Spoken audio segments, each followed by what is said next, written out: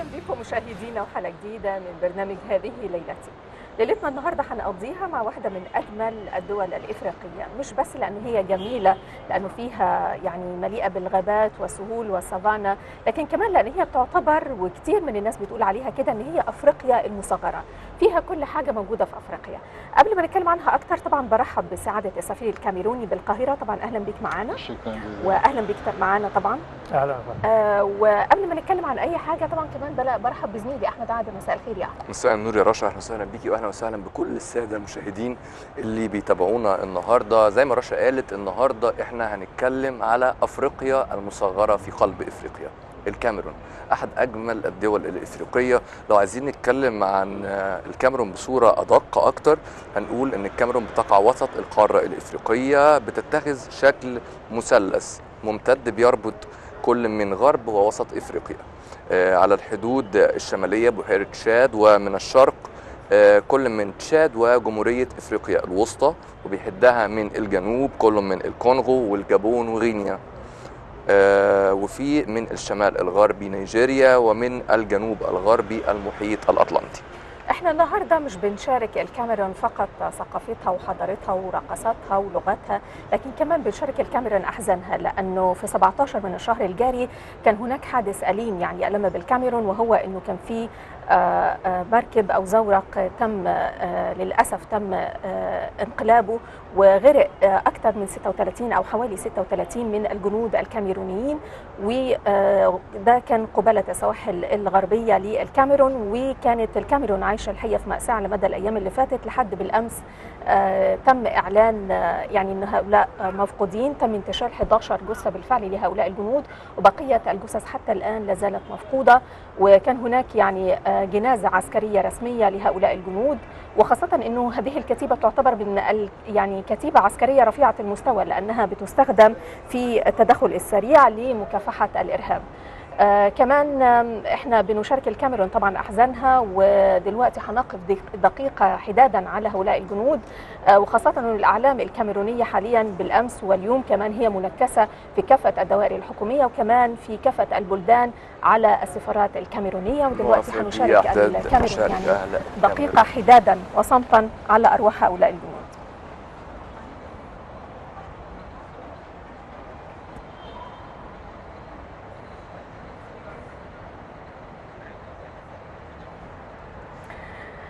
شكرا جزيلا مشاهدينا. دلوقتي هنستكمل الحديث عن الكاميرون، ويمكن من الاشياء المميزه اللي موجوده في الكاميرون مش بس ان هي افريقيا المصغره، لكن حتى التحديات اللي بتواجهها الكاميرون هي ايضا من التحديات مشابهه بشكل كبير للتحديات اللي بتواجهها مصر، اللي هي الارهاب وكمان التحديات الاقتصاديه. هنتكلم اكثر حوالين الكاميرون، لكن اسمحوا لي في البدايه ان نرحب من جديد بسعاده السفير محمودو لابرانج، سعاده السفير الكاميروني بالقاهره. اهلا بك معنا. اهلا بك من جديد. وايضا حيشاركنا طوال الحلقه بالترجمه الاستاذ عبد الباقي حمد، المسؤول الثقافي بالسفاره. اهلا بك معنا. اهلا وسهلا. سعاده السفير، هنبتدي مع حضرتك. وبيقال دائما عن الكاميرون إن هي أفريقيا المصغرة، أفريقيا الصغرى. ده مش مجرد سلوغان سياحي، لكن هو ده الواقع، وهي دي الحقيقة عن الكاميرون. ليه الكاميرون بيقال عنها هي أفريقيا الصغيرة؟ شكرا جزيلا. أنتم أعطاني هذه الفرصة لأتكلم عن الكاميرون، لكن لكي يكون شيء دقيق ممكن أتكلم بالفرنسية باللغة الفرنسية، ويكون بالترجمة الأستاذ عبد الباقي. Je vous remercie de me donner la parole pour parler du Cameroun, mon pays. On dit souvent du Cameroun que c'est l'Afrique en miniature. Moi, je dis que le Cameroun n'est pas l'Afrique en miniature, mais c'est le condensé de l'Afrique. أنا مبسوط جدا أنني أكون في وسطكم النهاردة باستضافتكم بلدي الكاميرون. أنا لا أقول أن الكاميرون إفريقيا المصغرة، إنما أقول أن الكاميرون ملخص لإفريقيا. Je le dis parce que le Cameroun,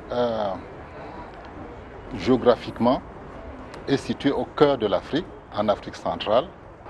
Et le Cameroun s'étend de l'Atlantique jusqu'au désert du Sahara, à peu près. Donc, près de 1500 km de longueur du sud au nord.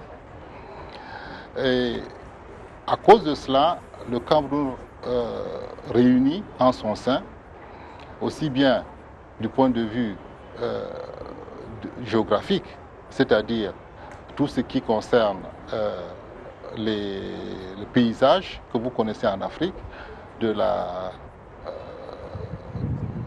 la mer jusqu'au désert. Et à travers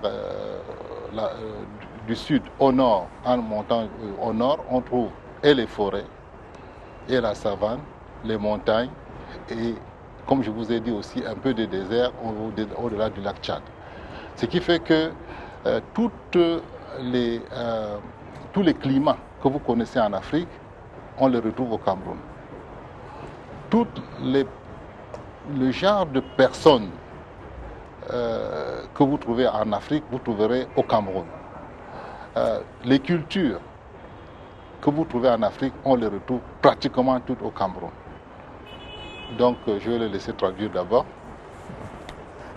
طيب أنا بقول الكلام ده ليه؟ عشان الكاميرون بتقع في قلب إفريقيا، قلب إفريقيا من ناحية الجغرافية. الكاميرون بتقع في قلب إفريقيا، ده مش مجاز، إنما حقيقي كاميرون في قلب إفريقيا. بتمتد على حوالي 1500 كيلومتر من المحيط الأطلسي جنوبا إلى بحيرة تشاد شمالا.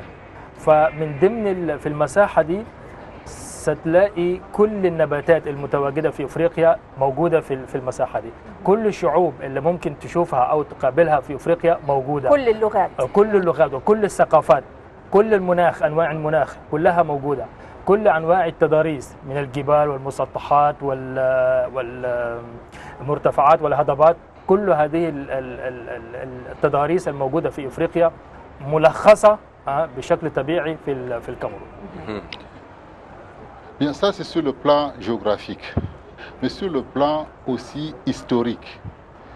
Le Cameroun, c'est l'Afrique, parce que le Cameroun a connu l'histoire du Cameroun reflète un peu l'histoire de toute l'Afrique. Les Occidentaux parlent du Cameroun à partir du 6e siècle, c'est-à-dire au moment où le Carthaginois Hanon est venu et a découvert le mont Cameroun. Mais moi je dis que le Cameroun commence avant cela, parce que dans la zone du mont Cameroun, on a trouvé, n'est-ce pas, des fouilles archéologiques ont montré que les peuplades qui étaient là datent de la préhistoire. Donc l'Afrique a commencé, et la zone du Cameroun aussi, faisant partie de cette Afrique, a commencé dès ce moment-là. Donc pour nous, le Cameroun ne commence pas avec la découverte, n'est-ce pas, de cette zone par les Occidentaux. Nous pensons que le Cameroun commence depuis la préhistoire. Ensuite, donc, les Occidentaux ont découvert le Cameroun au 6e siècle. Le Carthaginois Hanon est venu, et il a trouvé, il est approché du Cameroun, il a vu le mont Cameroun, qu'il a appelé le char de Dieu, parce que c'est une montagne qui s'élève à 4070 mètres et qui est un volcan en éruption. Il a appelé le char de Dieu. C'est à partir de ce moment-là que les Occidentaux ont pensé parler du Cameroun. Mais ce n'était pas encore le Cameroun, puisque le nom viendra après.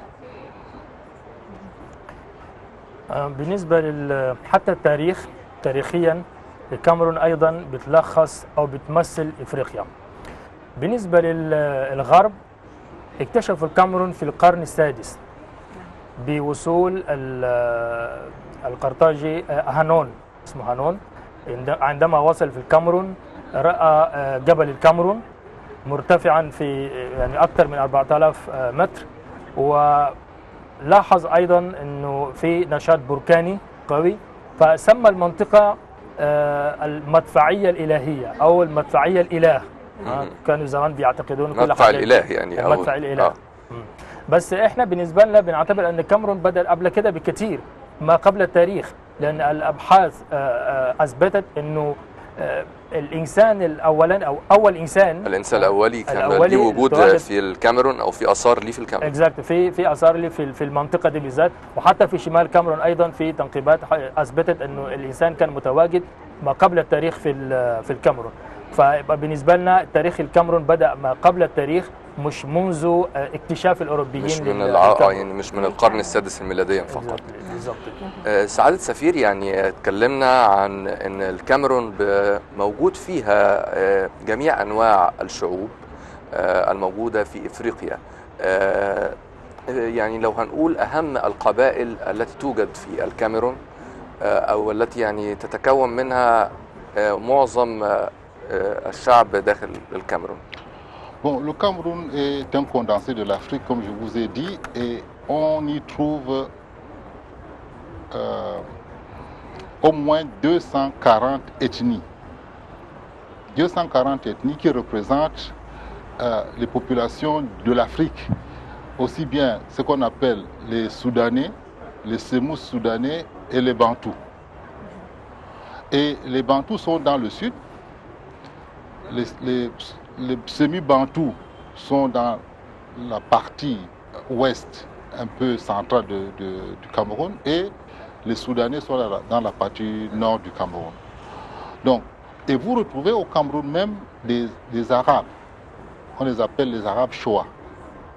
Ce sont des tribus arabes qui sont venus de l'Afrique du Nord, qui se sont intégrés dans la zone, qui sont devenus donc des Camerounais, mais qui parlent arabe, qui vivent comme des Arabes et qui donc pratiquent la religion des Arabes. Voilà. Ils sont venus donc à travers les commerçants venant de Mauritanie, du Maroc, d'Algérie, du nord de l'Afrique. Et ils ont donc essaimé dans cette zone-là. Et en allant plus bas, nous avons des peuplades qu'on appelle les peuplades soudanais, qui sont donc les Peuls, les Tupuri, les Aoussa, toutes ces ethnies-là. Et puis un peu plus bas, nous avons des peuplades qui sont vraiment bantous, de type bantou, c'est-à-dire avec leurs traits, n'est-ce pas, qui sont différents des traits plus élancés qu'on retrouve dans le nord, et qui sont donc dans les forêts, dans la savane boisée. Et on retrouve donc les Ewondo, les Boulous, les Maka, toutes ces ethnies-là. Et plus bas, nous avons les Douala qui sont à la côte, nous avons les Bakweri, nous avons plusieurs ethnies dans la partie, disons, qui parle l'anglais, la partie anglophone du Cameroun.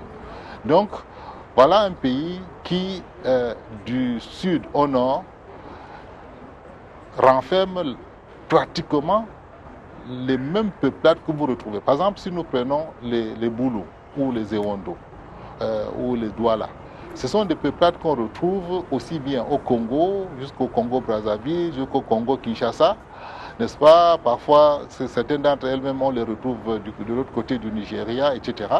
Et au niveau aussi du nord, nous avons ces peuplades. Quand vous parlez, par exemple, des Peuls, vous les retrouvez au Nigeria, vous les retrouvez au Niger, vous les retrouvez en Centrafrique, les Aoussa, la même chose, les Kotoko, la même chose. Les Arabes, comme je vous ai dit, partent, n'est-ce pas, ils font le pâturage d'un côté à l'autre du Cameroun, ils traversent le Cameroun. Pour eux, c'est la contrée, ce n'est pas seulement le pays. Voyez-vous. Donc, voilà un pays où tout ce que l'Afrique, disons, concentre de type humain, de type de végétation, de type de climat, on y retrouve. Mais je dis aussi que le Cameroun représente l'Afrique parce que les problèmes auxquels le Cameroun a fait face, c'est le problème que l'Afrique a fait face. Pourquoi? L'Afrique cherche quoi? L'Afrique cherche son unité. Et au Cameroun, notre credo, c'est aussi l'unité.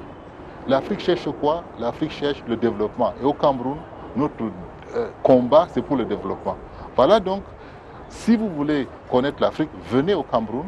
Vous n'avez pas besoin de dépenser beaucoup d'argent pour faire plusieurs pays. Dans un seul pays, vous pouvez connaître l'Afrique. Très bien. بالنسبة للشعوب والقبائل، الكاميرون بها ما يقارب أو ما يفوق 240 قبيلة أو 240 تجمع عرقي. بحسب المتخصصين بيصنفوهم على السودانيين وشبه سودانيين وبانتو، المسمين بانتو. فلو لاحظت، لو رميت النظر على افريقيا كلها هتلاقي يعني التجمعات دي او الاصناف دي هي الموجوده في افريقيا كلها، وبمعجزه طبيعيه فاتجمعت كلها في الكاميرون، فما اتجمعتش في اي دوله ثانيه الا الكاميرون. فحتى عندنا في الكاميرون نوع يعني شعب بنطلق عليهم عرب شوا، يعني عرب، يعني هتلاقي من البانتو لحد العرب. ما فيش دولة في افريقيا يعني لمت كل وبيتحدثوا حتى من بين ال 240 لغة هي اللغة العربية. اللغة العربية يعني من ضمن ولكن محرفة إلى حد ما. ايوه، ولكن الالفاظ هي الالفاظ العربية. زي ما قلت لحضرتك مثلا لما عايزين يقولوا مثلا عايز ايه بيقولوا تدور شنو؟ المية بالنسبة له ألمي، اديني ألمي بدل ما اديني مية، حاجة زي كده يعني. فعندنا قبائل كثيرة جدا زي ما يسمون بالتوكوري، هاوسا، فلاني، بامون، ايوندو، بولود، ولا على سبيل المثال لا على سبيل الحصر يعني. فكل هذه القبائل متواجدة في الكاميرون ومتواجدة في دول تانية، بس الميزة في الكاميرون أنها تواجدت كلها في نفس الوقت، هي دي الميزة في الكاميرون. فبالنسبة أنا بقول برضو أنه كاميرون ملخص إفريقيا ليه؟ لأن كل المشاكل التي تواجهها إفريقيا هي موجودة في الكاميرون. نفس المشاكل اللي تواجهها الحاجات، الأهداف التي تسعى إليها إفريقيا هي نفس الأهداف اللي هي التقدم والوحدة ومكافحة الفقر والبطالة. كل الحاجات دي هي نفس الكفاح بالنسبة للكاميرون. فإذا لو عايزين تكتشفوا إفريقيا ما فيش داعي يعني تصرفوا مبالغ هائلة أو تلف أفريقيا كلها، ممكن نزور الكاميرون وتكتشفوا إفريقيا كلها بإذن الله. بالخلاصة أنتم تجدون الكاميرون سعادة السفير كمان عايزة أتكلم عن العلاقات ما بين مصر والكاميرون. كيف هي العلاقات ما بين مصر والكاميرون، وإيه أبرز أوجه التعاون اللي موجودة ما بين البلدين حاليا؟ بالفرنسية. Les rapports entre le Cameroun et l'Égypte sont, je peux dire, excellents sur le plan politique, diplomatique, sur le plan culturel, sur le plan sportif, comme vous le savez. Sur le plan commercial et économique, il y a beaucoup de choses à faire. Notre pays a ouvert son ambassade ici dès son accession à l'indépendance. C'est-à-dire, nous avons ouvert l'ambassade le 10 décembre 1960. Or, le Cameroun est devenu indépendant le 1er janvier 1960. C'est dire donc que nos rapports politiques et diplomatiques sont anciens. Dès notre accession à l'indépendance, l'un des pays avec lesquels nous avons signé, n'est-ce pas, des accords de coopération, c'est l'Égypte.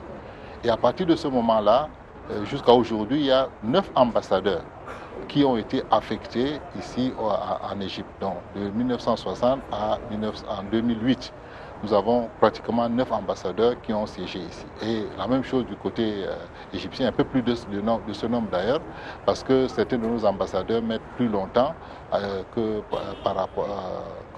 les vôtres. Mais enfin, ça définit quoi? Ça montre que nos relations sont anciennes, elles sont profondes, nous partageons beaucoup sur le plan international, beaucoup de buts communs. La recherche de la paix, la recherche du développement, la solidarité entre les nations, la recherche de la liberté, la lutte pour la liberté. Quand notre pays luttait pour accéder à l'indépendance, il a trouvé ici, auprès des gouvernements égyptiens, n'est-ce pas, toute l'assistance nécessaire pour pouvoir faire cette lutte-là. Et nous avons de bons souvenirs, n'est-ce pas, de nos anciens hommes politiques qui ont séjourné ici, parce qu'ils ont eu, n'est-ce pas, auprès du gouvernement égyptien, l'assistance et l'appui. Donc, du point de vue politique, nous avons des rapports très excellents. Du point de vue diplomatique, la même chose. Du point de vue culturel, vous savez, l'Égypte et le Cameroun sont des grands pays, n'est-ce pas, qui ont une culture diversifiée, et nous essayons de faire des échanges. Nous avons signé plusieurs accords, n'est-ce pas, des mémorandums d'entente entre le Cameroun et l'Égypte, et les foires qui se tiennent ici. Par exemple, l'année dernière, en 2016, la foire du livre, notre ministre de la Culture était ici. Le Cameroun était l'invité d'honneur à cette foire-là. Au niveau du Cameroun, n'est-ce pas, lors de nos fêtes nationales, des groupes de danse ou bien des groupes d'artisans ou bien d'artistes égyptiens vont faire des présentations et c'est la même chose vice-versa. L'année dernière, nous avons ici une troupe camerounaise qui est venue pour assister à la foire, n'est-ce pas, au festival Afrique-Chine, ici, en Égypte. Et il y avait une troupe camerounaise qui est venue et qui a fait de bonnes prestations et a eu des prix. Donc c'est pour vous dire que nos rapports sont sont excellents, mais il y a beaucoup de choses à faire sur le plan économique, sur le plan du commerce. Et c'est ce à quoi nous nous attelons pour que la base, qui est la base donc, de l'amitié, de la solidarité à notre pays, soit aussi une base qui progresse sur le plan des intérêts des deux peuples. بالنسبة العلاقات السياسية والدبلوماسية والثقافية يمكن أن أقول أنها العلاقات بين الكاميرون ومصر السياسية والدبلوماسية والثقافية ممتازة جدا. ليه؟ لأنه هي بدأت في وقت مبكر جدا بعد استقلال الكاميرون. الكاميرون حصل على الاستقلال أول يناير 1960 سنة 60. وسفارة الكاميرون افتتحت في القاهرة 10 ديسمبر نفس السنة 1960، يعني كم شهر بس بعد الاستقلال. فده يدل، ومن ساعتها لحد 2008 كان في 9 سفراء من الكاميرون، وطبعا اكثر بالنسبه للسفراء مصر في الكاميرون، لانه السفراء الكاميرون بيقعدوا اكثر من سفراء مصر في البلدان. فده معناه اننا يعني بنشارك علاقات دبلوماسيه وسياسيه وثقافيه ممتازه جدا. انما بالنسبه للعلاقات التجاريه والاقتصاديه في عمل ممكن نعمل اكتر، يعني في عمل لسه حاجات لسه ما عملناش، بس بنحاول بقدر الامكان. ده اللي بنشتغل عليه دلوقتي عشان نطور العلاقات برضو، نوطدها تكون وطيده وثيقه على زي ما كانت العلاقات الدبلوماسيه والثقافيه. في المحافل الدولية أو المؤتمرات الدولية مصر والكاميرون تتشارك في نفس الأهداف، مثلا التقدم والسعي للسلام وحرية الشعوب مثلا. فكل دي من المبادئ أو القيم التي تشترك فيها الكاميرون مع مصر في المحافل والمؤتمرات الدولية. كاميرون أذكر أيضا أنه في من المحاربين أو المناضلين للحرية أو للاستقلال في الكاميرون، كثير منهم حظوا بدعم من الجهات المصرية في أيام الاستقلال في الستينيات أيضا. فبالنسبة للثقافة في عدد كبير من المذكرات تفاهم تم توقيعها، وفي معرض الكتاب الدولي معرض القاهرة للكتاب وزير الكاميرون حضر السنة اللي فاتت، وكان الكاميرون ضيف الشرف للمعرض الكتاب. فالكاميرون أيضا تشارك في المهرجانات التي تنظمها وزارة الثقافة، وكمان الفرق المصرية تشارك أيضا في المهرجانات التي تنظمها وزارة الثقافة في الكاميرون. فبالنسبة للعلاقات الثقافية والدبلوماسية والسياسية دي هي ممتازة، إنما في شغل شوية بنعمله دلوقتي عشان نطور ايضا العلاقات الاقتصاديه. واضاف كمان سعاده السفير اعتقد جزء عن العلاقات الرياضيه كمان ما بين مصر والكاميرون. يعني دايما بتكون ماتشات ساخنه جدا يعني ما بين مصر والكاميرون. مصر والكاميرون دايما ديربي. Les rapports sur le plan sportif entre le Cameroun et l'Égypte, vous les connaissez. L'Égypte et le Cameroun sont réputés sur le plan africain et sur le plan international. Leurs équipes se connaissent très bien. Très souvent, quand elles se rencontrent, c'est des rencontres de très très haut niveau. Nous avons toujours eu, je dirais, la malchance d'être battus par l'Égypte jusqu'à l'année dernière, ou c'est cette année plutôt. C'est cette année que nous avons finalement pu battre l'équipe égyptienne. Aussi en 2002. En 2002. Oui. Voilà. Donc 2 fois depuis notre indépendance, on a quand même réussi à pas battre, disons, à prévaloir sur l'Égypte. Et je disais donc parfois en m'amusant que je ne quitterai pas l'Égypte tant que nous n'aurons pas battu l'Égypte au moins une fois au football. Et cette année, nous l'avons fait. Et je pense que même si je quitte l'Égypte, ce serait donc avec fierté pour avoir vu les 2 équipes donc, se rencontrer et effectivement donc, montrer ce dont elles sont capables. Donc sur le plan sportif, nous avons beaucoup de nos joueurs camerounais qui sont connus ici, n'est-ce pas? Je peux rappeler Antoine Bell, je peux rappeler qui d'autre comme joueur. Ils sont plusieurs, de toute façon, qui sont ici, qui sont connus ici et qui ont joué dans des grandes équipes. Et donc le Cameroun et l'Égypte, sur le plan sportif, sont 2 pays amis, mais 2 pays concurrents. بالنسبة للكرة منتخب الكاميرون ومنتخب مصر يعني منتخبات محترمة بتقدم مستوى كرة عالية جدا سواء إفريقيا أو دوليا. بس عندما تتقابل الكاميرون ومصر يعني الفريقين بتدي او بتظهر مستوى عاليه جدا للمهاره الكرويه. كل فريق بيقدم اجمل ما عنده. بالظبط كده.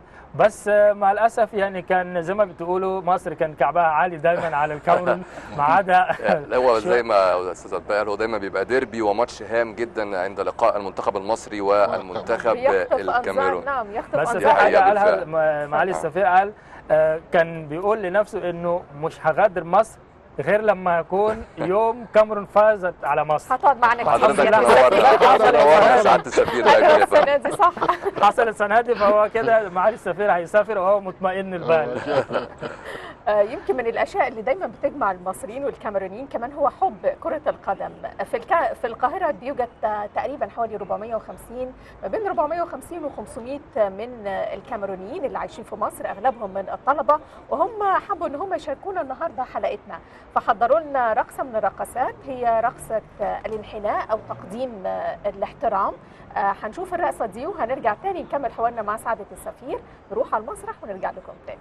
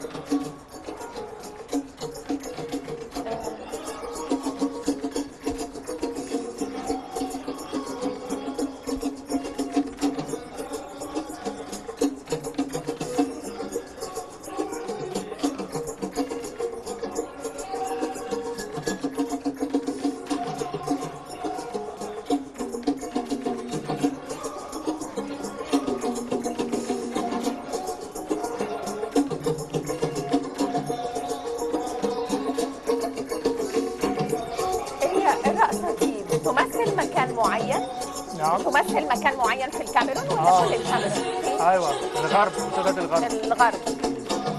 وبتعبر عن ايه؟ بتعبر عن ايه؟ بتعبر عن ايه؟ زي ما قلت لحضرتك يعني في الاول كانوا بيعملوها تبجل السلاطين والملوك بس.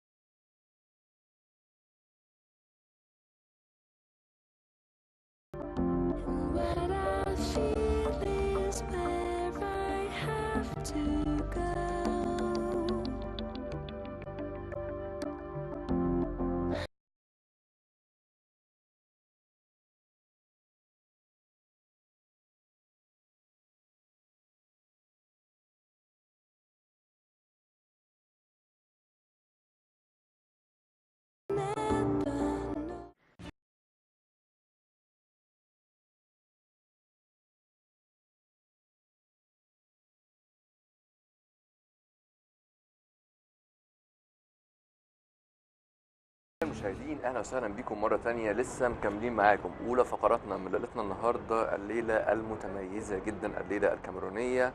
احب ارحب مره ثانيه بضيوفني اللي منورنا في اول فقره النهارده، سعاده السفير محمدو لبرانج، اهلا وسهلا بحضرتك، والاستاذ عبد الباقي حميد بلو، المسؤول الثقافي والمترجم. سعادة السفير، لو عايزين نقول بقى أو نتحدث شوية عن المرأة الكاميرونية. المرأة في الكاميرون إلى أي مدى هي من ممكن نقول هي بتشارك بصورة حقيقية أو بصورة فعلية في الحياة السياسية والأدوار التي تقوم بها المرأة الكاميرونية بشكل عام في الحياة اليومية؟ Bien, la femme camerounaise joue un rôle très très important dans le développement de notre pays. Elle est d'abord femme au foyer, donc la mère. Au sein de la famille, c'est elle qui s'occupe des enfants dès le bas âge, et avant même leur naissance. La femme camerounaise est réputée très travailleuse, parce que non seulement elle s'occupe des travaux familiaux, mais aussi elle s'occupe parfois, la plupart du temps, c'est elle qui s'occupe aussi des champs. Donc, dans le nord comme dans le sud, la femme camerounaise est vraiment le pivot de la famille. Elle a connu beaucoup de difficultés par le passé, parce que, comme vous pouvez l'imaginer, en début de notre indépendance, les femmes n'avaient pas la possibilité d'aller à l'école. Pour la plupart du temps, elles se cantonnaient dans les travaux ménagers. Maintenant, ce n'est plus la même chose. La femme camerounaise a atteint un niveau d'éducation tel qu'aujourd'hui elle rivalise avec son partenaire masculin dans tous les domaines. Dans tous les domaines. Aujourd'hui, nous avons des femmes pilotes, nous avons des femmes médecins, nous avons des femmes ingénieurs, nous avons des femmes militaires, des généraux. Dans toutes les professions, vous allez trouver des femmes. Et évidemment, cela n'est pas dû au hasard. Cela est dû à une politique bien volontariste de notre gouvernement qui a compris que parce que la femme est majoritaire au Cameroun. Disons, au sein de la population, on parle de 51 à 52% de femmes pour 48% d'hommes. Donc, ces femmes-là, aujourd'hui, atteignent tous les niveaux. Vous verrez, n'est-ce pas, qu'elles sont même aujourd'hui intronisées comme chefs traditionnelles dans ce qui auparavant était pratiquement impensable. Aujourd'hui, donc, nous avons des femmes qui sont préfets, des femmes qui sont à la tête des régions militaires. Et c'est pour vous dire donc que la femme camerounaise a atteint un niveau aujourd'hui qui est envié par la plupart des femmes en Afrique et même dans le monde. L'année dernière, bien avant l'année dernière, la présidente des femmes d'affaires du monde, c'était une Camerounaise. Malheureusement, elle est décédée. Donc, c'est pour vous dire que la femme joue un rôle prépondérant, n'est-ce pas, dans le développement de notre pays, tant et si bien que le gouvernement a cru devoir créer. احنا في برضه معانا على الهواء دلوقتي بدون مقاطعة حضرتك، يعني الخطوات لتنصيب أول امرأة داخل الكاميرون كعمدة أو في منصب العمدة. أول امرأة كاميرونية حصلت على هذا المنصب، احنا عارضينها دلوقتي على الهواء. يعني طبعا من غير ما اقاطع كلام حضرتك سعاده السفير، بس كنا حابين يعني طبعا اما استاذ عبد الباقي يترجم هنفهم بالظبط حضرتك يعني كيف كنت تتحدث عن المرأة الكاميرونية، ولكن كنا حابين نوري السادة المشاهدين فعلا كم الفرحة اللي باينة في وجوه الشعب بتنصيب امرأة كاميرونية في منصب، اعتقد ان هو مش منصب يعني قليل، لا منصب كبير فعلا، وهو منصب العمدة. يعني لحد اما استاذ عبد الباقي يترجم احنا شايفين هنا يعني قد ايه الشعب وبيشارك فيه رجال ونساء في هذا اليوم المهم، وهو تنصيب امرأة كاميرونية في منصب العمدة. اعتقد رشا ان هو يعني باين الفرحة في عيون الناس كلها، رجالة واضح كمان انه في يعني طقوس محدده، يمكن عايزين برضو نعرف ايه الطقوس اللي بتدورها تحديدا، لانه واضح انها طقوس غريبه على الاقل بالنسبه لنا. Donc c'est le turban qu'on est en train de lui mettre. Elle a été désignée comme le Djaouro, c'est-à-dire le chef traditionnel de sa zone. Donc pour cela, elle doit recevoir du sultan, du lamido, n'est-ce pas, les attributs. Et c'est ce qu'on est en train de lui mettre là, le turban que vous allez voir quand ce sera complètement attaché. Vous verrez comment ça se présente. نعم. بتسلمها الطقوس دي عبارة عن هي تم تعيينها كعمدة في المنطقة بتاعها، طبعا أول مرة بتحصل بالنسبة للمرأة، فلازم تستلم الوظيفة من السلطان أو من الملك، من الملك اللي من هو الملك نفسه أو من السلطان، فبيسلم لها الوظيفة دي بشكل بربط الرأس. أيوة، بربط الرأس بالقماش ده. فده بقى من ضمن الطقوس اللي بتحصل، حتى مع الرجاله بيعملوا كده. ايه الهدف من فكره تعصيب الراس؟ يمكن هل ليها مغزى معين او ليها فكره معينه؟ Est-ce qu'il y a une idée derrière Oui, le fait non, c'est la royauté. On est en train de lui donner les attributs qui lui permettent de pouvoir donc régner sur la population. Avant, c'était son père qui était le Djaouro de la zone. Bon, maintenant, après le décès de son père, c'est elle qu'on a choisi pour pouvoir donc exercer cela. Et c'est le lamido, n'est-ce pas, qui est le sultan, c'est lui qui lui donne cet attribut-là, et cela est validé par l'administration. فده بيبقى رمز كأنه تاج على رأس الملك، رمز للسلطة. فعشان كده شفت لما دخلت البيت ده في سلطان قاعد عشان تعمل نوع من المبايعة كده. فهي بعد كده هتتسجل رسميا في الإدارة الكاميرونية، لأنه كل ده هيبقى إداري برضه في السياسة. فهي بتستلم كده وظيفتها كعمدة في تلك المنطقة يعني. دي بكل الصلاحيات وبكل. طب كيف يتم اختيار العمدة داخل الكاميرون هي بشكل دي ده بالذات يعني الخطوات الأساسية يعني. هو كان عمدة عميد أبوها، ولما فات هي يعني شيء بيسري في العائلة، أشبه بالنظام المصري إلى حد ما للعمدة. ساعات بيبقى وراثي، ساعات بيكون وراثي. هو العمدة أشبه يعني أنا عايز أفهم العمدة اللي هو زي العمدة عندنا هنا فعلا في مثلا في الأقاليم أو في الأرياف أو في القرى. في الغالب عندنا هنا العمدة مثلا في الغالبية العظمى من القرى بيكون نظام وراثي، العمدة ابنه الكبير بيبقى عمدة، ولما بيكبر وبيتوفى ابنه برضو الكبير بيبقى عمدة، طبعا إذا كان يصلح يعني. هذا هو برضو اللي بيحصل هناك في الكاميرون. تمام. طيب المرأة الكاميرونية يعني ترجمة ما قاله سعادة السفير عن المرأة الكاميرونية. المرأة الكاميرونية بتلعب دور مهم جدا في المجتمع الكاميروني. فهي أولا كأم في البيت، هي اللي بتتولى بكل الأمور في البيت.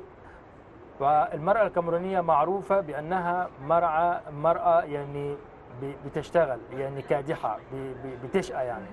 فبتشتغل في البيت وبتشتغل في الحقول، كل ده عشان تضمن معيشة أو إعالة العائلة. فهي العمدان أو الحجر الأساسي في الأسرة الكاميرونية. فصحيح أنها عانت من مشاكل كثيرة خاصة في عهد الاستقلال أو ما بعد الاستقلال، لأن كان ممنوع أنها تروح المدرسة والحاجات دي كلها. بس كل الزمن ده دلوقتي انتهى، فهي المرأة الكاميرونية دلوقتي متعلمة وبتنافس الرجالة في جميع المجالات. تلاقيها في الطيران، في الطب، في الهندسة، حتى في الجيش. حتى يعني المرأة الكاميرونية ليها حضور في الجيش. في الجيش. فهي بتبقى ممكن مرأة عقيد، يعني بتتولى إدارة يعني كتيبة معينة، يعني أو بتترقى أو بتصل في الترقي لرتبة العقيد داخل الجيش الكاميروني. وممكن لواء كمان، وممكن لواء. يعني المرأة عندنا يعني في الجيش زي الراجل بالظبط، بخلاف هنا مصر الستات يعني في الطب بس لا يتم التجنيد عندنا، التجنيد او في الطب العسكري. نعم. انما في الكاميرون تكون عسكريه وتقايا يعني في صفوف القتال يعني عادي، او في الصفوف الاماميه وفي كل المناصب داخل الجيش الكاميروني بدون اي تفرقه. بالظبط. فالمرأة بتعتبر يعني أغلبية الشعب الكاميروني مرأة، لأنه بتمثل 52% من الشعب الكاميروني مقابل 48% من الرجالة. فمثلا في السنة اللي فاتت بس الله يرحمها كانت رئيسة سيدات الأعمال العالمية كانت كاميرونية. نعم. فده بيبرز قد ايه ان الحكومه الكاميرونيه اهتمت جدا بالوضع المراه، فحسنته حتى وصلت لما وصلت اليه. نعم. أكيد. لو اتكلمنا وجود المراه على المستوى المناصب القياديه السياسيه، يعني هل المراه مثلا وزيره؟ هل بتتقلد وزارات معينه؟ فين المراه من ده؟ Oui, les femmes chez nous, c'est ce que j'allais dire. Et non seulement elles sont concurrentes des hommes, maintenant elles veulent la parité, c'est-à-dire qu'elles veulent que ce soit 50-50% dans tous les domaines. Alors, au niveau du gouvernement, nous avons vraiment des femmes, et des femmes, parfois des femmes solides, n'est-ce pas, qui tiennent des ministères importants, comme le ministère, par exemple, le ministère ministère pas de la culture, le ministère de l'enseignement supérieur et de la recherche scientifique. La recherche scientifique, c'est une dame qui est là maintenant. Nous avons le ministère de l'enseignement de base, nous avons le ministère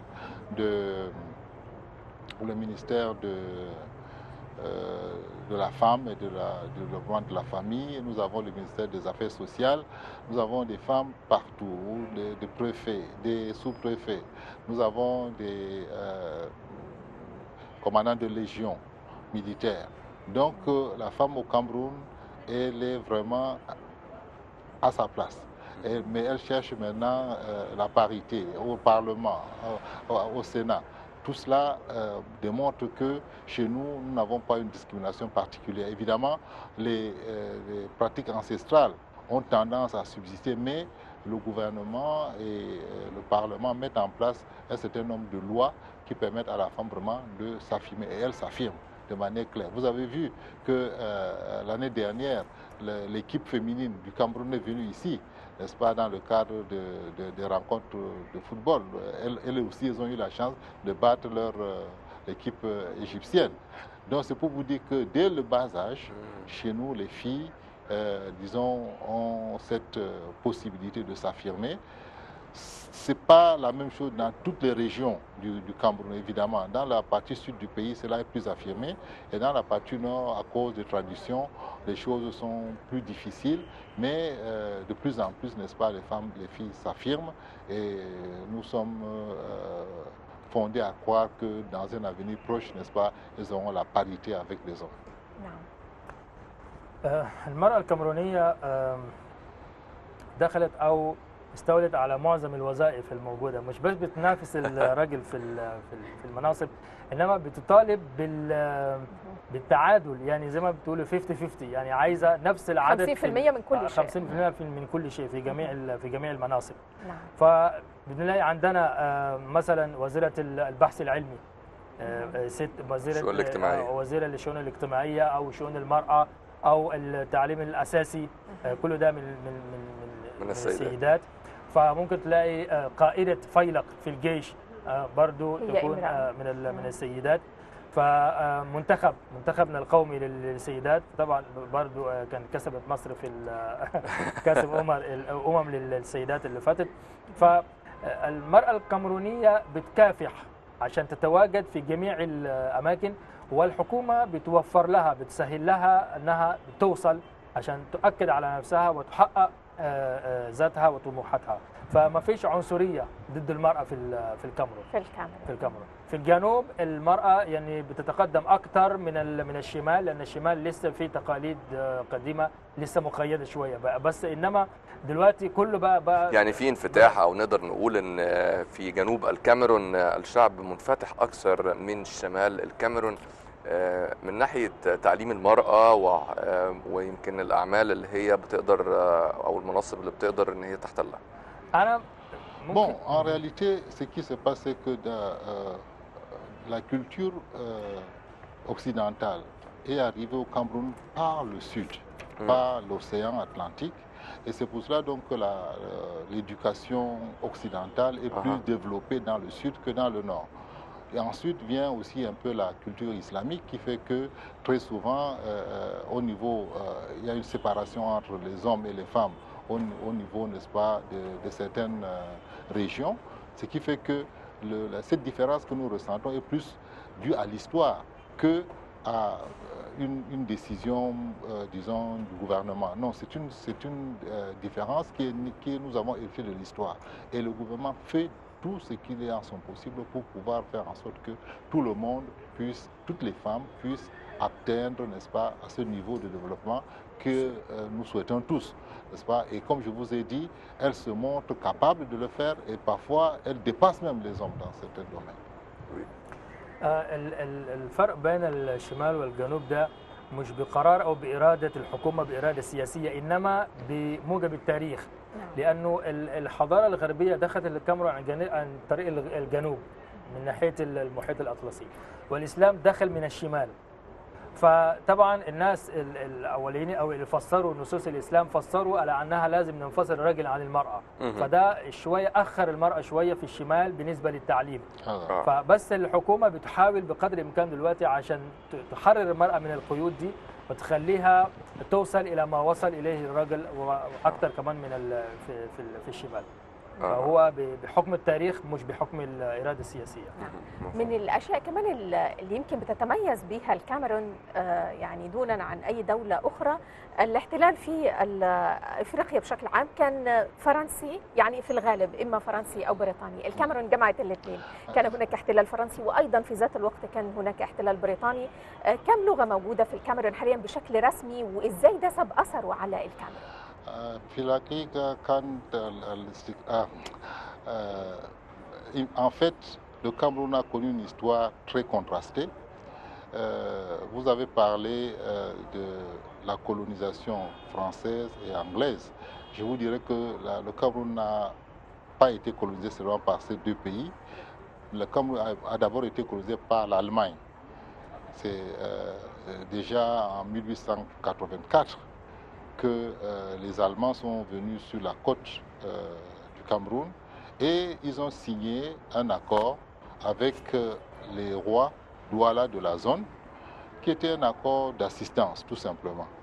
Mais si vous vous souvenez bien, en 1885, il y a eu le congrès de Berlin qui a fait en sorte que les puissances coloniales à l'époque se sont partagées l'Afrique comme un gâteau. Et ce n'est pas surprenant que l'Allemagne, qui a signé donc cet accord d'assistance, ait transformé ça comme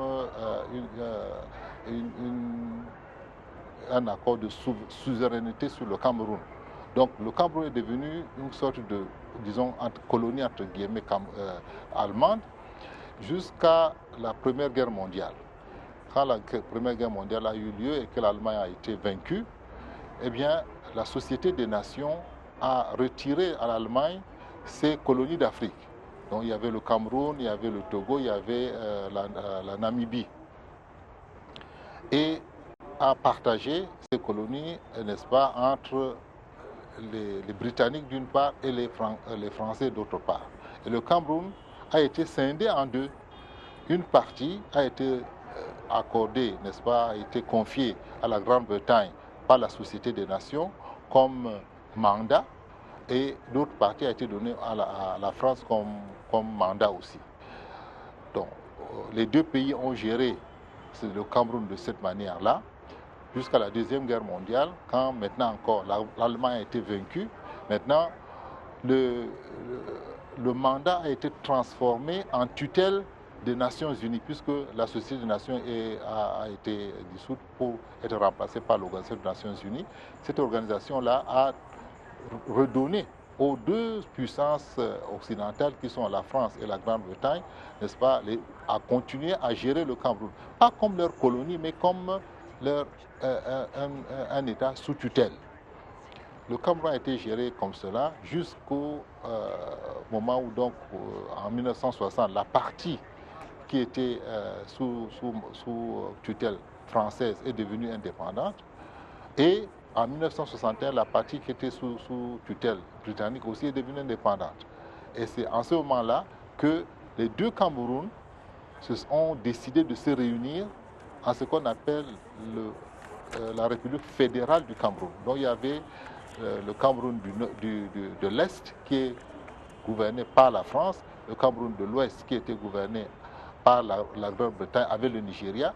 Ces deux pays ont décidé, ont fait un référendum et ont décidé de se remettre ensemble et ont créé ce qu'on appelle la République fédérale du Cameroun. Et c'est pour cela donc que nous avons hérité de ces trois langues, parce qu'il y a actuellement au Cameroun des gens qui parlent encore allemand.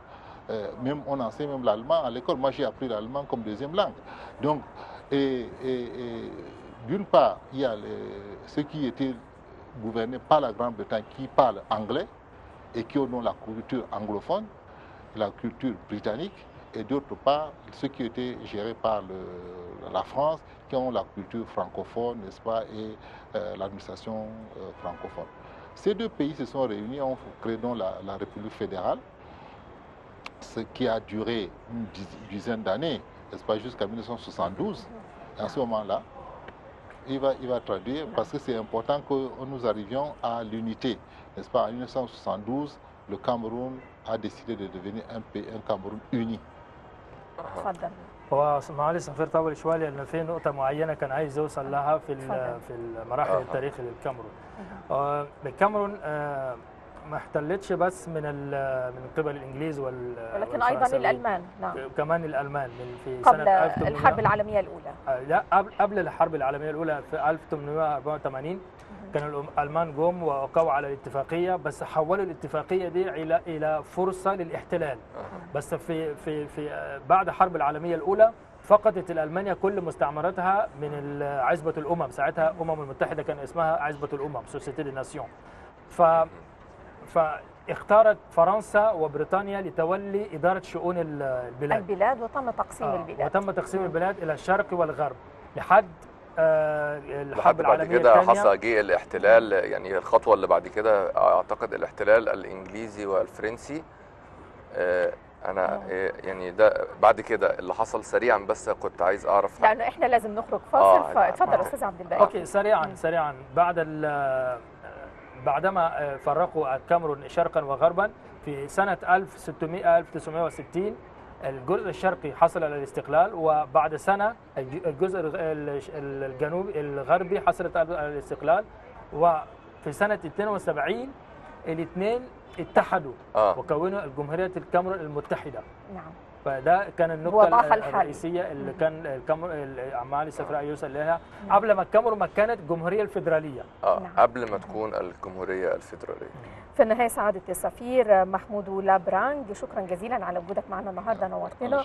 وأيضا أستاذ عبد الباقي حمد المسؤول الثقافي بسفارة الكاميرون، شكرا ليك. شكرا. مشاهدينا هنخرج لفصل قصير، هنعرف أكثر في التقرير التالي عن الكاميرون وتاريخ الكاميرون، وهنرجع لكم بحوار آخر نتكلم ساعتها بقى على السياحة وأجمل المناطق اللي ممكن نزورها في الكاميرون. خليكم معنا.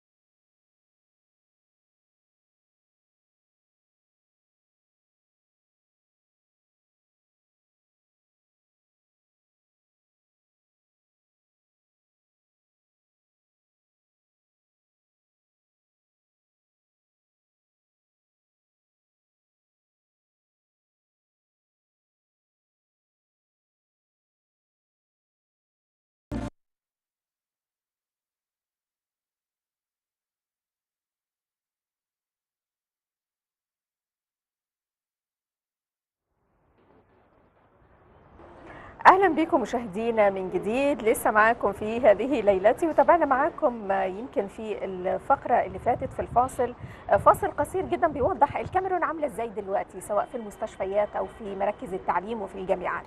وقبليه كمان تابعنا معاكم رقصة قدمتها لنا مجموعة من السيدات من الكاميرون اللي عايشين في مصر حاليا. يعني دي مش فرقة راقصة، ولكن هي من السيدات الكاميرونيات اللي عايشين في مصر، من الجالية الكاميرونية في مصر. وهم قدموا فقرة بتتكلم عن الحصاد. الفقرات دي من التراث التقليدي في الكاميرون، او الرقصه دي من التراث التقليدي في الكاميرون. وكان عاده الناس اللي بتشتغل بالزراعه كانت بترقص هذه الرقصات، وهي عباره عن رقصه بيدبدبوا فيها برجليهم في الارض كنوع من انواع الفرح بالحصاد او حصولهم على المنتج الزراعي اللي تعبوا فيه طول السنه الزراعيه. في الفقره دي تحديدا هنتكلم اكتر حوالين السياحه في الكاميرون، وايه الاماكن اللي ما ينفعش ما نشوفهاش في الكاميرون. لما بنتكلم عن السياحه في افريقيا بشكل عام، او عن السفاري والمناطق الجميله اللي ممكن نزورها في الكاميرون، يمكن على الخريطه السياحيه للعرب موجوده دول زي كينيا مثلا، موجوده دول زي رواندا، لكن الكاميرون كمان من حقها انها تكون موجوده على الخريطه السياحيه للسائح العربي بشكل عام، مش السائح المصري بس. هنتكلم اكتر حوالين المناطق الجميله والمميزه اللي موجوده في الكاميرون مع ضيفنا استاذ سابو محمد، وهو رئيس اتحاد الطلبه الكاميرونيين في القاهره. اهلا بك معنا. شكرا. وايضا هيترجم لنا استاذ عبد الباقي حمد، وهو المستشار الثقافي بسفاره الكاميرون بالقاهره. اهلا بك من جديد. اهلا بك. استاذ سابو، بدايه الكاميرون ايه الاماكن اللي بتميز الكاميرون؟ يعني ما ينفعش نزور الكاميرون وما نشوفهاش، ما نزورهاش. ايه هي؟ Effectivement, le Cameroun, c'est l'Afrique en miniature, c'est l'unité dans la diversité. Les grands endroits touristiques, nous avons les montagnes. Nous commencerons par exemple par le mont Cameroun, qui se trouve dans la province du Sud-Ouest, qu'on appelle le char de Dieu, qui a été découvert par le Carthaginois Anon au VIe siècle. Il mesure 4070 mètres, où des courses d'athlétisme sont effectuées, dénommées courses de l'espoir. Nous avons le mont Manengumba, le mont Manenkoupé, les monts Bambuto. Un peu plus au nord, nous avons les monts de la Falaise, les monts Kapsiki, qualifiés par le français André Gide par l'une des merveilles du monde. Nous avons les monts Kapsiki, les monts Mandara. Ça, c'est ce qui constitue la chaîne montagneuse de l'Ouest du Cameroun. نعم. تفضل أستاذ عبد الباقي. بالنسبة للسياحة أبدأ أقول أن الكاميرون إفريقيا مصغرة. نعم. بها عدة أماكن سياحية. نبدأ بالأماكن الجبلية. فيها أولا جبل الكاميرون في جنوب الغربي الذي يرتفع إلى أكثر من 4000 متر. فكما قال معالي السفير في بداية الحلقة، تم اكتشافه من قبل القرطاجي أهنون المسمى بكده. وعندنا جبل مانينجوبا وجبل مانينكوبي وجبل كابسيكي. جبل كابسيكي ده مهم جدا لأنه مؤلف فرنساوي تم وصف المنطقة كأحد أجمل مناطق في العالم، لأنه المنطقة دي فيها تحس أنك على سطح القمر، يعني منظر يعني كأنك في الحلم مش واقعي. وعندك مونغ ماندارا. فكل ده من السياحة الجبلية اللي ممكن واحد يعمل يروح يتمتع يعني فيه. محب الجبال ومحب تسلق الجبال عليهم ان هم يتوجهوا للمنطقه دي. يعني. بالظبط كده، عنده ما اكثر من جبل ممكن يتسلقها. نعم. Nous avons également le tourisme balnéaire. Le Cameroun a 400 km de côte maritime quittant de Limbe, Idenao, Tiko, Douala à Kribi, frontière avec l'océan Atlantique. Ça, c'est pour ce qui est du tourisme balnéaire. Et également, nous avons la chute de la Lobé, qui est à 8 km de Kribi, qualifiée comme l'un des endroits dans le monde où le fleuve se jette dans la mer. Nous avons également, au niveau des cours d'eau, le long fleuve qui est la Sanaga, qui est à visiter. avec ses nombreux affluents. Parmi les endroits, les sites touristiques à visiter, nous avons la forêt du Sud, l'une des grandes forêts qualifiée après la zone amazonienne comme la plus riche, la plus humide du monde. Ensuite, nous avons les animaux. Les animaux avec les différents parcs nationaux. Je commencerai par le parc national de Ouaza, qui est l'un des plus grands, avec les différents animaux qu'on y trouve, notamment les autruches, les oiseaux rares, les hippopotames se trouvent dans le parc national du Faro et celui de la Benue. Nous avons également le parc national de Boubandjida, qui mesure 360 km. On y trouve les hippopotames, les éléphants, des poissons. Ensuite, nous avons également le parc national de Koroup, qui est dans le sud-ouest, où il a été découvert il y a de cela 200 ans. Il y a environ 1500 espèces animales, plus de 100 espèces végétales. Ensuite, nous avons le Grand Nord, où on peut effectuer le tourisme de vision, le Grand Safari. On a des girafes, on a des animaux qui se baladent en bande. Ensuite, nous avons, c'est la zone sahélo-saharienne. Nous avons la savane au niveau de l'Adamawa, avec les différents monts, également le mont de Ngaoundéré. Nous avons également la forêt dense équatoriale, la réserve d'Unja, qui est l'une des plus importantes également, qualifiée par l'Organisation des Nations Unies pour l'éducation, la science et la culture, l'UNESCO, comme l'un des patrimoines du monde. Non. Voilà quelques autres endroits touristiques à visiter au Cameroun. إضافة إلى السياحة الجبلية، هناك سياحة المنتجعات برضه في الكاميرون، لأنه بها 400 كيلومتر الساحل الكاميروني المطل على المحيط الأطلسي. فالمحب البحر والرمل والحاجات دي برضه عنده يعني 400 كيلومتر يستمتع فيها.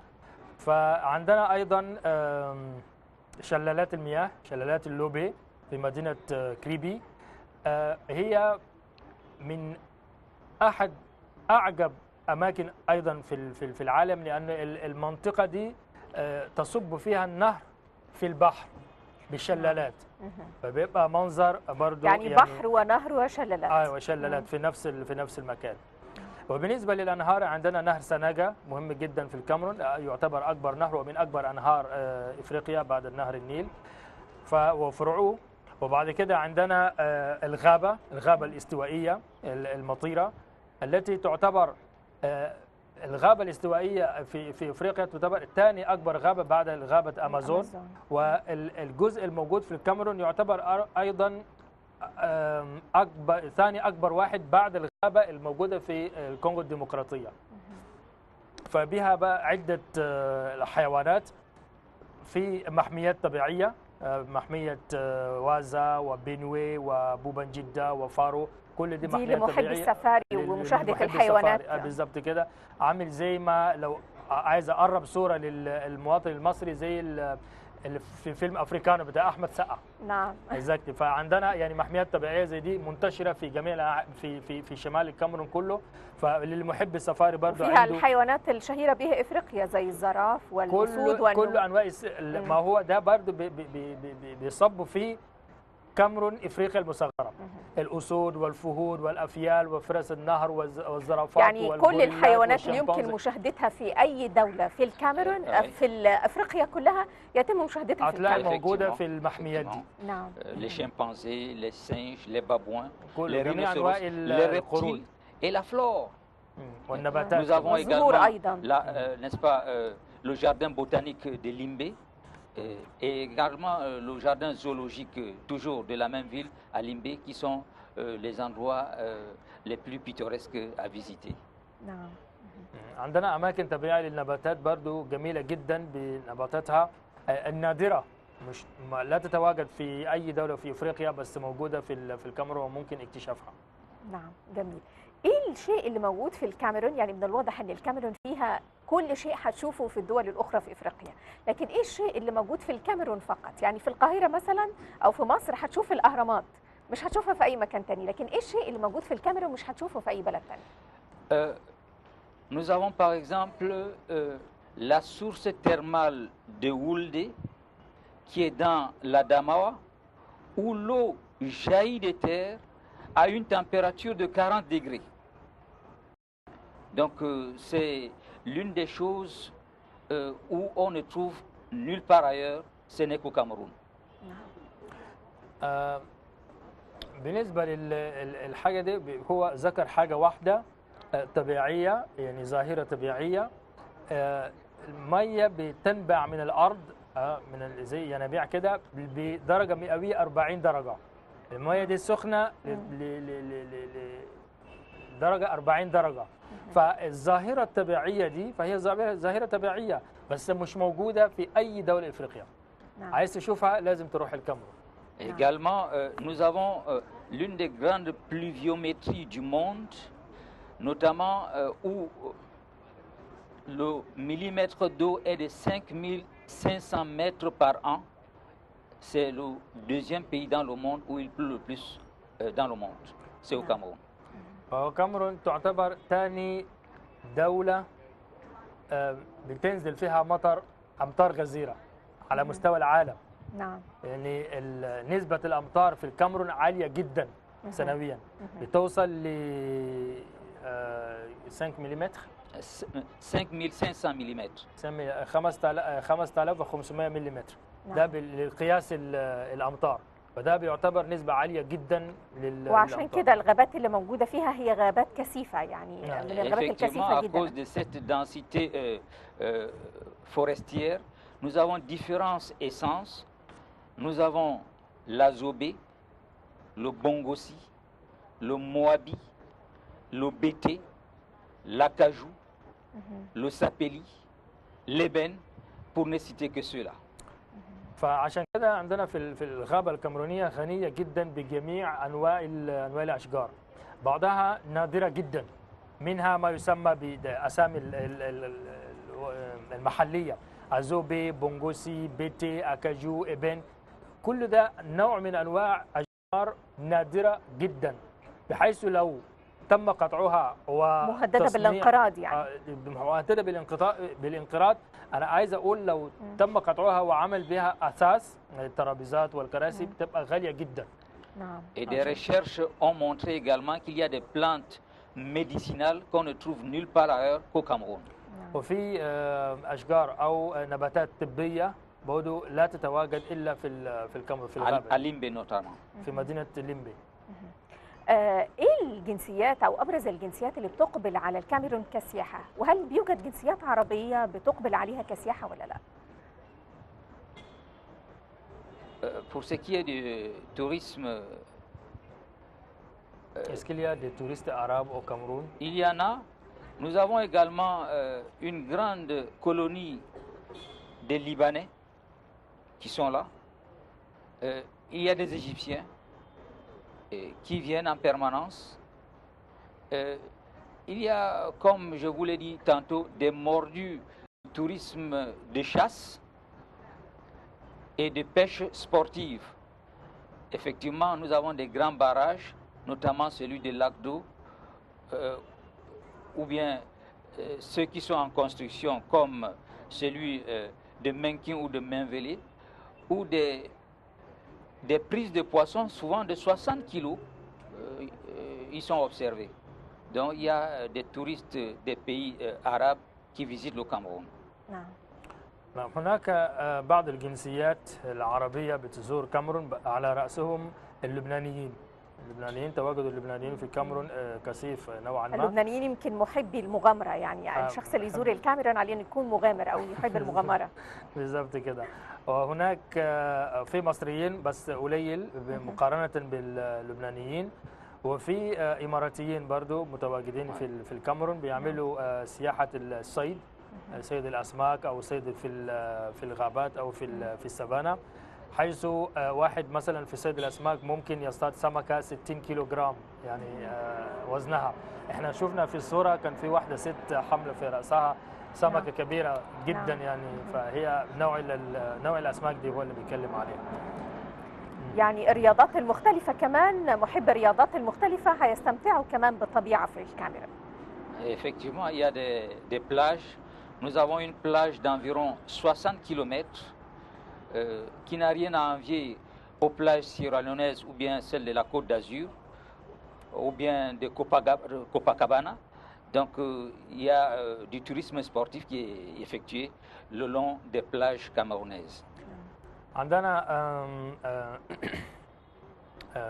بحر واسع وفي شواطئ رملية موجودة، وجميع أنواع الرياضات الشواطئ تمارس في الشواطئ ده. فالشواطئ الكاميرونية ليس لها أي شيء تحصلها للشواطئ السيراليونية أو برازيلية كوباكابانا مثلا أو أرجنتينية، فكل ما تتواجد في السواحل دي أو في الشواطئ دي متواجدة أيضا في الشواطئ الكاميرونية. نعم. في النهاية أستاذ سابو محمد رئيس اتحاد الطلبة الكاميرونيين في مصر، شكرا ليك ونورتنا النهاردة، وأيضا أستاذ عبد الباقي حمد المستشار الثقافي، شكرا ليك نورتنا النهاردة، وأكيد لسه مكمل معانا. ومشاهدينا هنخرج دلوقتي على المسرح ونشاهد عرض كاميروني آخر بيستلهم التراث الكاميروني، ونرجع لكم تاني، خليكم معنا.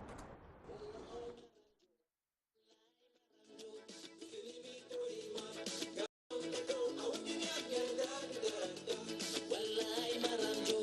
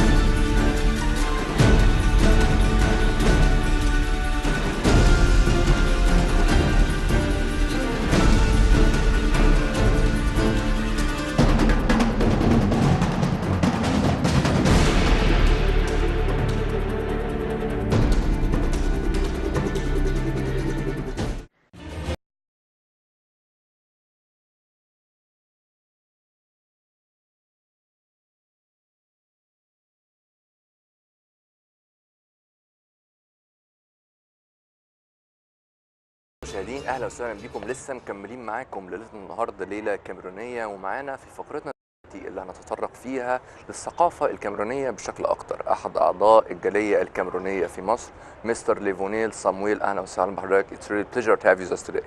Thank you very much. So at the beginning, if we want to know more about the culture in the Cameroon, maybe let's start with the most important festival in the Cameroon. What shall we say? Okay, we have, as Cameroonians, we have in our culture, we have the festivals like the Ngundu Festival. Yurudi, The Ngundu Festival. El Gontu, Ngundu Festival. El Gontu Festival. Yes, the Ngundu Festival is festivals for the coastal dwellers.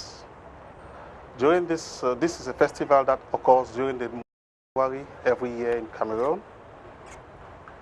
It's a festival where the coastal people, the practice of the water, The coastal people. coastal people Uh-huh. practice on the water. It's always carried on in the River Wuri, which is one of our main rivers in Cameroon. So during this festival, it's where we practice magic and the day-to-day life. Because during the Ngundu Festival, we have the meetings with our ancestors. Somebody dressed like me is going to go inside the water and is going to stay for about 8 or 10 hours. How much? 8 to 10 hours. You stay in the water In the for water? From 8 to 10 hours. Yes. Yeah. Then he's going to come out with the clothes dry. How come? So this is Magic. the experience. It's magic. Magic. It's magic. So it's real magic. It's real magic. Yeah. So No, this really? is the yes. So someone is going to get into the water with his clothes on and he gets out without being wet? Yes, I don't that's believe exactly that. what is happening with the Ngundu Festival. So it happens. Yes, it happens. And we have other activities during the festival like canoe racing. We have traditional dancing, dance groups and singings. And it's actually it's a festival for... And the main reason for this festival is meeting your ancestors. It's meeting our ancestors and portraying the Cameroon culture. So we also have the Nyem Nyem Festival, which also takes place... So let us translate this part Yeah, the first and festival then we first. talk about the Festival Okay. sounds interesting. أول مهرجان يمكن الثقافة الكاميرونية واضح أنها غنية جدا، فبيقول أن أول مهرجان هو مهرجان اسمه ليرجوندو، والمهرجان ده بيتم الاحتفال بيه والاحتفاء بيه على السواحل المناطق الكاميرونية. الساحليه عامه بيعملوا المهرجان ده عشان من خلال المهرجان ده من المفروض يعني ان من خلال بعض الاسحار او يعني بيمارسوا السحر بشكل او باخر، ومن خلال ده ان هم بيلتقوا باسلافهم. ده سبب تاني ان هم يعني مش هنقول بيعبدوا، ولكن في بيقدموا نوع من أنواع بيقدسوا الاحترام. او بعض انواع التقديس والاحترام للميه او للمياه الموجوده في اكتيفيتي معين او يعني نشاط معين معروف قوي بيتعمل في المهرجان ده، وهو ان احد الاشخاص من خلال طبعا السحر اللي هم بيعملوه بينزل الميه، بيفضل في الميه من 8 ل 10 ساعات بملابس زي الملابس الاستاذ صامويل لابسها، وبعد كده بيطلع من الميه من غير ما هدومه تتبل او ناشف. ده فلما طبعا سالناه يعني ده بيحصل ازاي، قال ما هو ده السحر اللي موجود في السحر هذا فعلا أكيد المهرجان. يعني. ده الى جانب طبعا وجود عدد من الرقصات وعدد من الاحتفالات الاخرى والمظاهر الاخرى الخاصه بالاحتفال، لكن مظاهر السحر تحديدا يعني اللي بيمارسوه زي ما هو بيقول واللي بياتي ثماره زي ما هو برضه بيقول، هي دي من ابرز الاشياء اللي موجوده في هذا ما دام من 8 ل 10 ساعات في الميه وبيطلع برضه يعني هدومه ناشفه، يبقى ده اكيد فعلا سحر. So what about the rest of the festivals? The other festivals we have in Cameroon, we have the Nyem Nyem, Nyem Nyem. the Nyem Nyem Festival. We have the Ngon Festival. I would like to elaborate about the Nyem Nyem Festival. The Nyem Nyem Festival is a festival that is being carried in Adamawa. Adamawa is the northern part of Cameroon. They show the resistance that when they fought against the Germans when the Germans invaded Cameroon. So it's a festival that is being carried also during the month of January, yearly, and it's amazing. It's fantastic to Very be good. part of. We have to This visit festival. Cameroon in January. فور شور. تاني مهرجان اتكلمنا عنه هو نيام نيام فيستيفال او مهرجان نيام نيام. مهرجان نيام نيام بيقوموا بالاحتفال بيه في شهر يناير زيه زي المهرجان اللي قبله بالظبط. في هذا المهرجان او المهرجان ده بقى ملوش علاقه بالميه، لا هو ليه علاقه بالرياح. الرياح القويه اللي بسببها قدرت ان او كانت سبب من ضمن الاسباب يعني لصد او لظهر الاحتلال الالماني للكاميرون. طبعا برضو بيكون في المهرجان دوت رقصات وبعض الانشطه المثيره الموجوده زيه زي المهرجان اللي قبله، بيبقى موجود في المنطقه الشماليه. نعم في المنطقه الشماليه تحديدا. So is there other interesting occasions or feasts or festivals you want to tell us about? Yes, I would like to tell you guys about the Ngwan Festival. This is part of the Western Province. The Western Province and the Northwest Province of Cameroon, they almost have the similar culture. The Western and the Western Northwestern. and the Northwest Province. Yeah. They have similar culture, and most of the events, it's during the inauguration of, for instance, a fawn, or the passing away of a fawn, where we have these long-term festivals of celebration. Some cultural stuffs are going to be prepared, and this is often. But about the Ngon Festival, the Ngon Festival, it's a festival of the Bamun people. Of what? Whom? The Bamun. The Bamun. Yes. Who are the Bamun? The Bamun, it's a particular tribe from the western region of Cameroon. They are principally Muslims. They still have one of the best heritage in Cameroon, one of the longest lasting kingdoms in Cameroon. And their festival is very, very incredible. They are mostly handicrafts and local farmers. So during this festival, they try to expose their heritage to the rest of the world.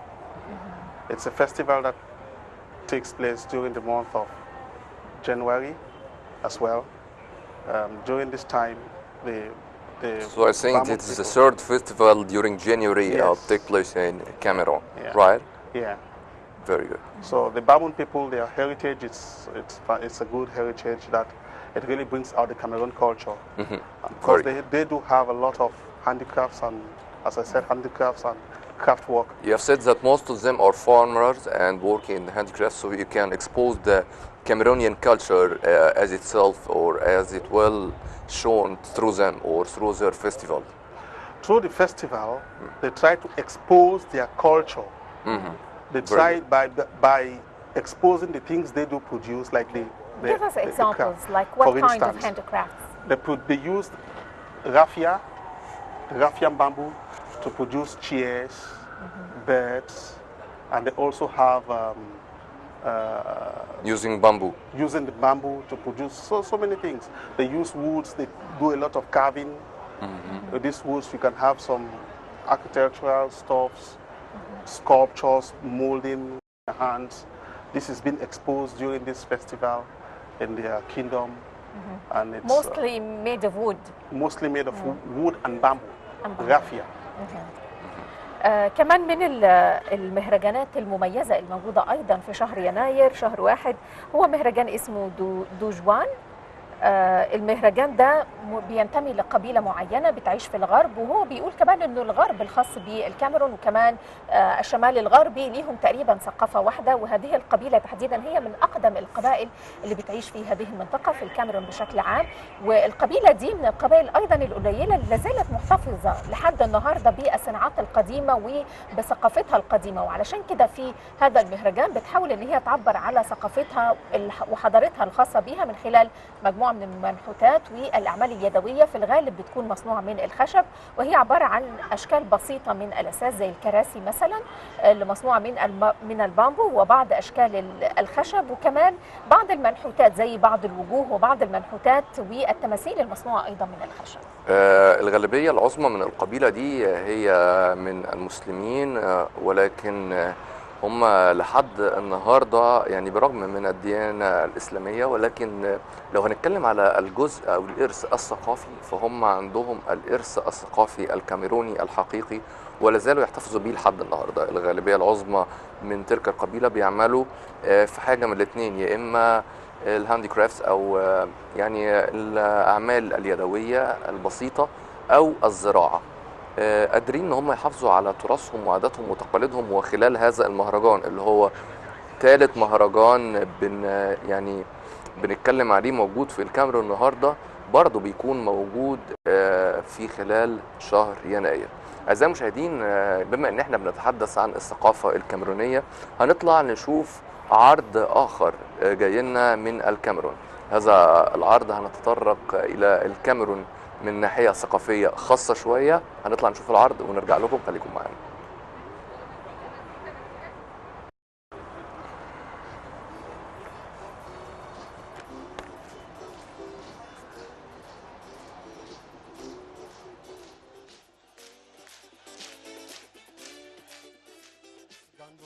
نسميها غاندورا. غالبا الشماليين اللي هم الذين متخصصين في هذا الزي، أو طالع ماشي زي الأمير، واللي بعديه لابس الزي اسمها سارو. وغالبا أيضا نلاقي هذا الزي في شمال الكاميرون وبعض المناطق الكاميرونية. أيوة، وهذا الزي الجميل نلاقيها في الكاميرون وأيضا في بعض الدول الإفريقية الغربية. هناك هذا الزي نسميها موند عربي، يعني العالم العربي نسميها كده في الكاميرون، ونلاقيه في جميع المناطق الكاميرونية. وهذا الزي الجميل واللون الجميل. وبعده نقدم زي أفريتيود. غالبا هذا القماش نلاقيه في جميع الدول الإفريقية، منها نيجيريا، السنغال والكاميرون، والنساء أيضا يستخدموا هذا القماش. وهنا بيقدم القميص والبنطلون المدني. والزي التالي والزي الملكي، غالبا الأعداء في المملكة المقربين للسلطان هم الذي غالبا يلبسوا هذا الزي. ونلاقي أيضا غالبا في شمال الكاميرون وفي شمال دول غرب إفريقيا زي التقليدي الملكي. والآن تدخل الستات مع البروديري زي النساء نلاقيها في الكاميرون وفي بعض الدول الإفريقية زي السنغال والكوت ديفوار ونيجيريا. والزي المدني نلاقيها في جميع المدن الكاميرونية.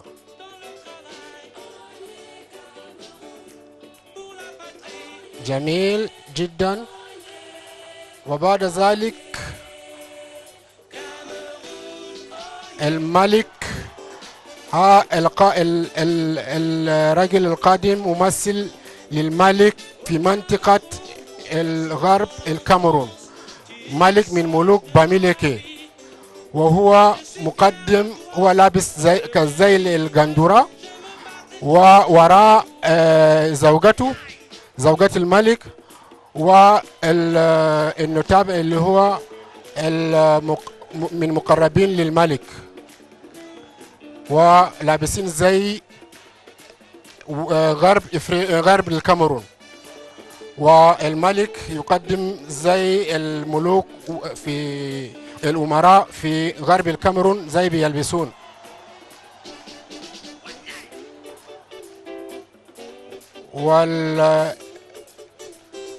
الزي القادم يمثل الكابانغوندو، وهذا اللبس نلاقيه في جميع المناطق الجنوبية. كابانغوندو تلبسها النساء،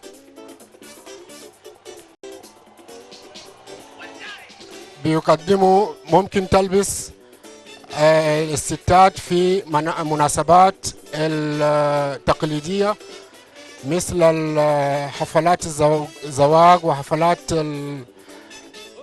التنصيب الأمير وما إلى ذلك. وخلصنا وندعو باقي الأعداء كلهم يقدموا.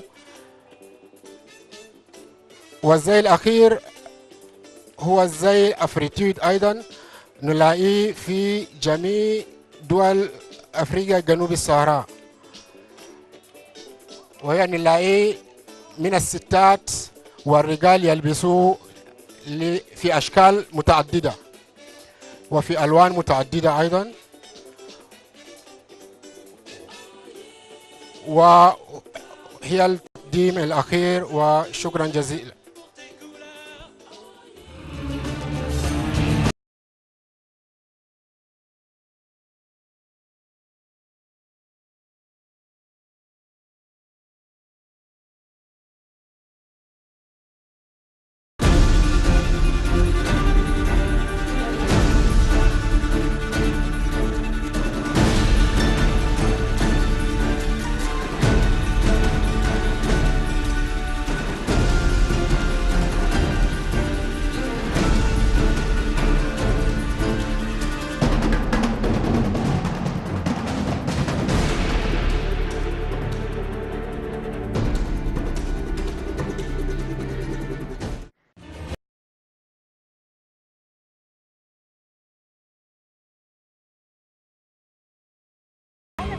من جديد لسه معكم في هذه ليلتي. وشفنا قبل الفصل مباشرة عرض أزياء بيوضح الملابس والأزياء التقليدية الكاميرونية، حتى الأزياء الحديثة المستوحاة من الملابس التقليدية القديمة الكاميرونية. وهنتكلم أكثر حوالين الملابس التقليدية، ولكن كان في زي ما كانش موجود معنا على المسرح لكن موجود معنا في هذه الفقرة. So Mr. Samuel, this outfit is the outfit of the coastal side, and it wasn't with us on the stage. So tell us more about this outfit you have. Okay, this outfit, it's a loin. It's supposed to be very heavy. It's like 3 meters. 3 meters. 3 meters long. And this is a white shirt, and we have this headscarf and this other headscarf. This is actually the significance of the coastal people. This is exactly how the coastal people used to dress. The coastal people were people who used to use leaves to cover their nakedness from old. So when Northerners came into, during the unification of Cameroon, we had Northerners also coming into the coastal region. They brought tissues like this. So the coastal. So this was not from inside Cameroon? Yes, from inside Cameroon. So the coastal people have this as a culture in their way of dressing. So it only comes in black and white, or you have other colors? Yes, we have so many. Cameroon, generally, I would like to brief you a bit about Cameroon. Cameroon, generally, it's a diversified country with about 254 ethnic groups. And with this diversity, there are lots of different languages and customs. But initially, with the coastal people dressing traditionally, the language almost. But this outfit can come in different colors, not only black and white. Can come in different colors. Yeah. Different little ethnic groups, they have different way of wearing.